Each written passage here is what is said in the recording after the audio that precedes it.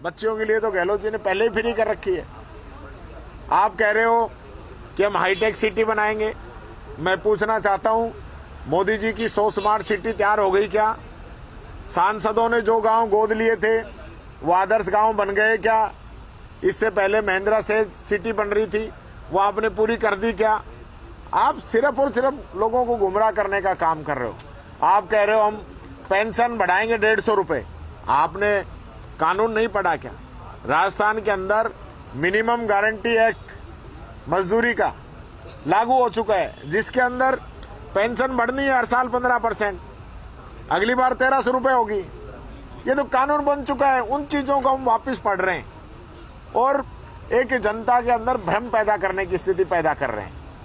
मैं ये पूछना चाहता हूं, एससी के लिए आपका विजन क्या था आप बताते, एसटी के लिए आपका विजन क्या था आप बताते, आदिवासी के लिए आपका विजन क्या था आप बताते, मजदूर के लिए आपका विजन क्या है बताते, किसान के लिए आपका विजन क्या है बताते, प्रदेश का आम आवाम किस प्रकार से प्रदेश के अंदर तरक्की करे उसके लिए बताते।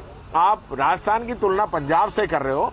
आप हम पे इल्जाम लगा रहे हो कि हमने जो कर्ज है उसको बढ़ा दिया। मैं कह रहा हूं, मैंने उस दिन भी बताया था अभिभाषण पे भी कि ये लोग 2.5 गुना कर्ज छोड़ के गए थे, हम 1.5 गुना कर्ज छोड़ के गए और आज खुद ये कह रहे हैं कि हमारे अंदाजा है कि 67,000 करोड़ का लॉस इस बजट के अंदर रहने वाला है, माइनस में रहेगा, घाटा रहेगा। तो फिर ये तो हमारे गुना दुगने से भी ज्यादा अब ये फिर वापस घाटे का काम कर रहे हैं।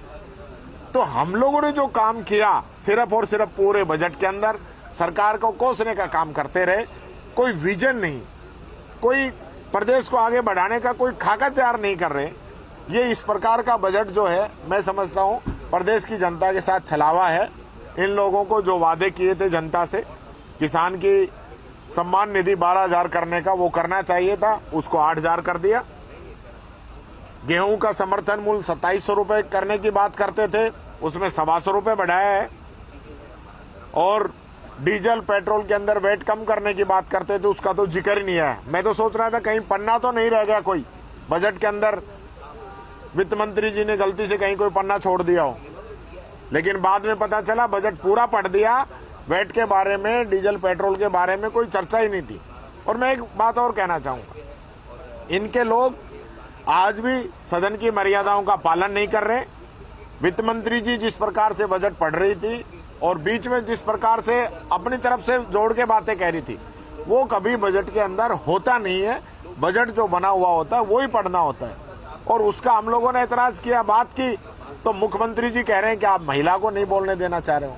मैं ये कहना चाहूंगा, वो महिला हैं, इसके साथ साथ प्रदेश की उप मुख्यमंत्री हैं, वित्त मंत्री हैं, और हमारे तो देश की जो वित्त मंत्री हैं वो भी महिला हैं। तो हम तो उनका बजट भी सुन रहे हैं। तो कोई अबला महिला नहीं है जिनका मुख्यमंत्री जी बचाव करना चाहते हैं। बजाय इसके वो अपने सदस्यों को ट्रेनिंग दें, मंत्रियों को ट्रेनिंग दें, सदन के अंदर क्या आपका आचार होना चाहिए, क्या आपका व्यवहार होना चाहिए, कब आपको खड़ा होना चाहिए, किस प्रकार से मेला सा बना रखा है अंदर। कभी अध्यक्ष जी किसी को डांटते हैं, कभी किसी को डांटते हैं, ये माहौल अंदर है। तो मैं पुनः फिर यही कहना चाहूंगा, बजट एकदम निराशाजनक है। जो लोगों को जो उम्मीदें थी उन पे कहीं ये खरा नहीं उतरा है। आपकी जो योजनाएं थी, जैसे चिरंजीवी योजना थी,